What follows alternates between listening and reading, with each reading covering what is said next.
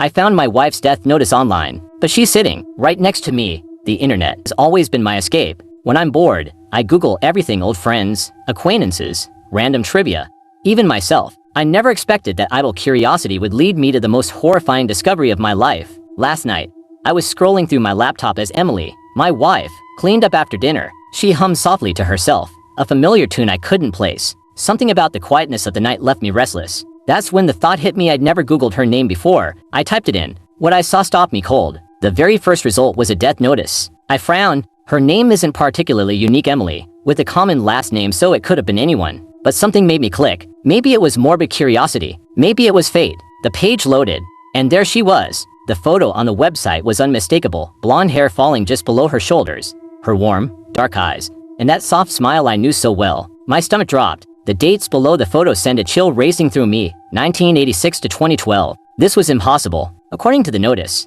Emily had died when she was 26 years old. I met her when she was 27. It had to be some bizarre coincidence, I thought. Someone who looked like her, maybe even shared her name. But the more I read, the harder it became to deny the truth. The notice described her life in detail: her love of horses, her work as a biologist, her volunteer hours at a soup kitchen to her church. Every detail matched up perfectly. I felt lightheaded, the room spinning as I stared at the screen. "Whatcha looking at?" Her voice jolted me back to reality. I slammed the laptop shut and spun around to see her standing in the doorway, drying her hands on a towel.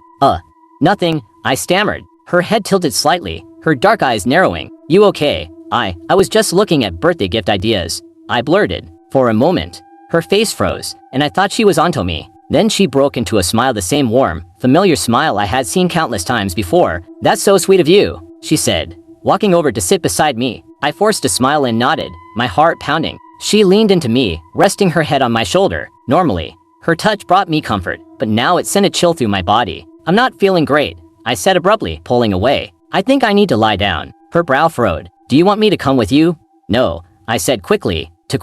"I just need a little rest." "Alone?" She watched me for a moment before nodding. "Okay, if you're sure." I went upstairs, locking the bedroom door behind me. My hands were trembling as I reopened the laptop. I scrolled through more search results, desperate to make sense of what I'd seen. There was a Facebook memorial page dedicated to her. Friends and family had left heartfelt messages, mourning her death. Then I found a news article. She hadn't just died. She'd been murdered. I read in horror as phrases like "no signs of forced entry" and "killer still at large" jumped out at me. The details were grisly. Her body had been found in her apartment, partially dismembered. A soft creak shattered the silence. I whipped my head toward the door. It was opening, slowly, and Emily stepped inside. She stood there for a moment, her face partially hidden in shadow. "You okay?" she asked softly. I swallowed hard, trying to keep my voice steady. "Yeah, just needed a moment to rest." Her head tilted slightly. She took a step closer. "You don't look okay," she said. Her voice even but laced with something I couldn't place. "I'm fine," I insisted, closing the laptop and slipping it behind me. "Really?" She watched me for what felt like an eternity before her lips curved into a soft smile. "I'm glad to hear that." She climbed into bed beside me, her movements slow and deliberate. The mattress sank under her weight as she pulled the blanket over us. Her arms wrapped around me, holding me tightly. "I love you," she whispered, her breath cool against my neck. "I love you too," I whispered back, the words catching in my throat. Now, I'm lying here in the dark, typing this on my phone as she sleeps beside me, or at least, I think she's sleeping. Every time I close my eyes, I see her face on that death notice. My mind races with questions. Is this really Emily? Did she fake her death? Is she someone else entirely? Or is she something else entirely? One thing I know for sure, the woman lying next to me isn't the Emily I married, and I don't think I'll survive the night.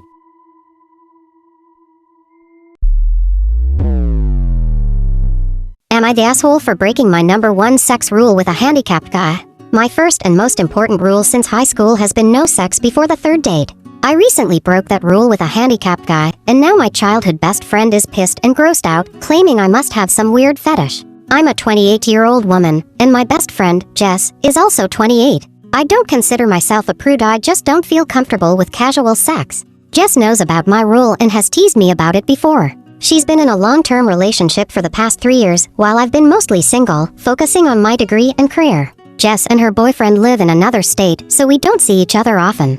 A month ago, I went on a first date with a guy I'd been talking to for a while. Unfortunately, it turned out to be a disaster. He gave off a strange vibe, and I ended the date early. On my way home, I decided to stop at a local pub to unwind and people watch for a bit. The bar area was packed, and the restaurant side was taken up by a birthday party. I noticed a small table with one seat available, where a guy was reading a book. I asked if I could sit there, promising I wouldn't bother him, and he agreed with a friendly sure. That's when I realized up close, this man was the most attractive guy I had ever seen. A few minutes later, he told me, "I don't mind talking if you want to," and I instantly jumped at the opportunity. His name was Mike, and he's 29. We talked for hours. He had just finished his master's degree in artificial intelligence and was living on his own for the first time after growing up with a big family. We had so much in common, from hobbies to tastes, and I couldn't believe how well we clicked. At one point, I told him I didn't know why he'd given up on dating because this felt like the best date I'd been on in forever. He got a funny look on his face and said, "Tell you what, I have to go to the bathroom, but when I come back, I'll ask you out for real." I was confused until he rolled away in a wheelchair instead of standing up. That's when it clicked he wanted to give me a chance to back out without making it awkward. But I didn't even think about leaving. When he came back, I was still there, ready to tell him I was free all weekend. We planned a date for Saturday and kept talking for another hour. Mike told me he had a neuromuscular disorder which affects his balance and coordination, making it impossible for him to walk or stand. As the pub started getting rowdy, he invited me to his place for coffee so we could keep talking.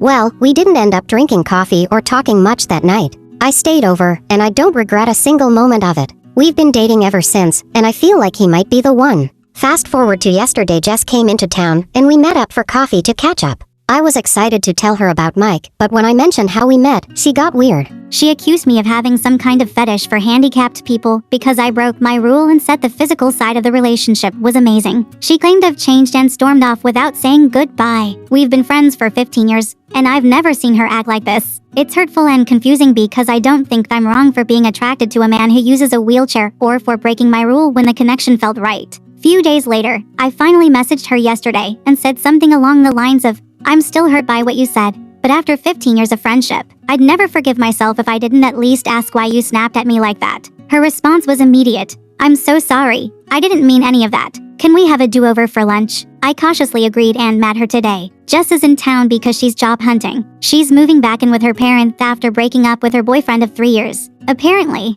their relationship had been unraveling for a while, lots of small problems building up, but the major issue was their sex life. According to Jess, he was never great in bed, but recently he stopped making any effort for her to enjoy herself. When she wasn't in the mood, he'd get pissed, and when she tried to talk to him about it, he claimed it was emasculating to get sex advice from a woman. The final straw, he's always had a thing for Asian women. Jess is Caucasian, but has long black hair. During a heated fight about their sex life, he suggested they spice things up by having her dress in a kimono and pretend to be Asian. She was disgusted by his fetishism and broke up with him on the spot. Jess had all of this bottled up and was hoping to confide in me during lunch, but I completely missed the hints because I was busy gushing about Mike. To her, it felt like I was rubbing salt in the wound by talking about how great my relationship was. She snapped, realized what she'd said was awful, and left without saying goodbye because she was mortified and ashamed. For context, Jess and I have always been queens of saying the dumbest things at the worst moments. She's an awful liar, and we co-founded the High School Foot-and-Mouth Society, so I believe her when she says it was all a big misunderstanding. I told her I forgive her,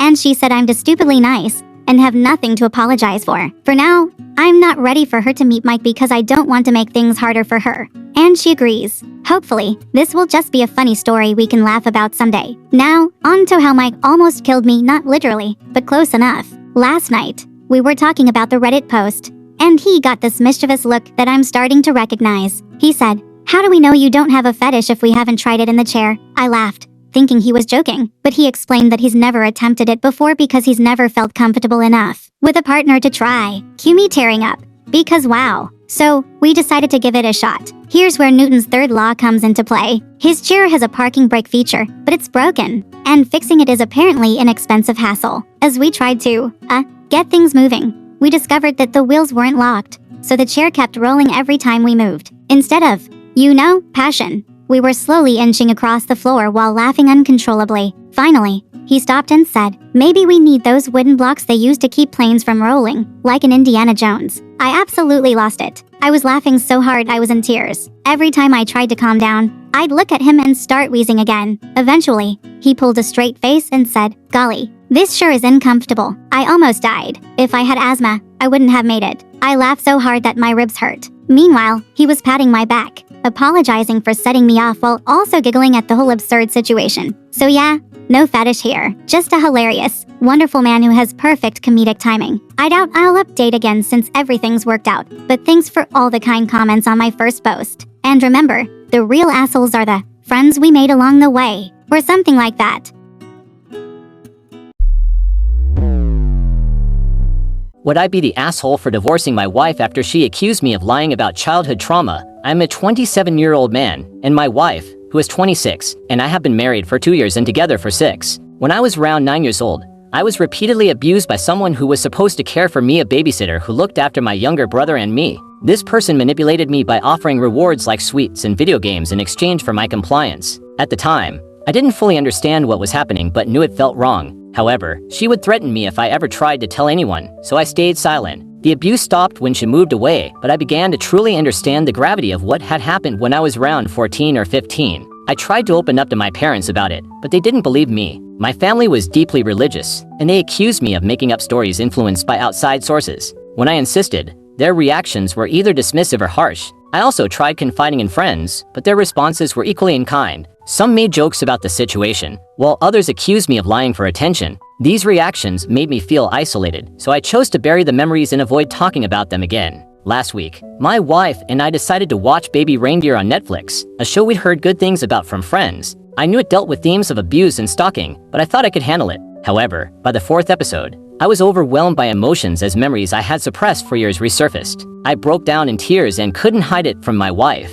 When she asked what was wrong, I decided to open up and share everything with her. She hugged me, apologized for my pain, and we went to bed. I even apologized the next morning for ruining the evening. After that night, I noticed a change in her behavior. She stopped showing me affection, like greeting me with a kiss when I came home, and avoided initiating anything intimate. I asked if I had upset her, but she insisted everything was fine. Despite her reassurance, I felt like something was wrong. Yesterday, during a heated argument about something unrelated, she said something that completely floored me. At least I'm not lying about being abused, you narcissist. I was shocked and couldn't believe what I had just heard. She immediately apologized, saying she didn't mean it, but the damage was done. I packed a bag and left to stay with a friend. She has been calling me nonstop, but I blocked her for the time being to give myself space. Now I'm at a crossroads. On one hand, my wife is the love of my life, and I don't want to throw away 6 years of a relationship over one moment. On the other hand, her words were cruel and dismissive of the most vulnerable truth I've ever shared. Would I be the asshole if I decided to divorce her over this?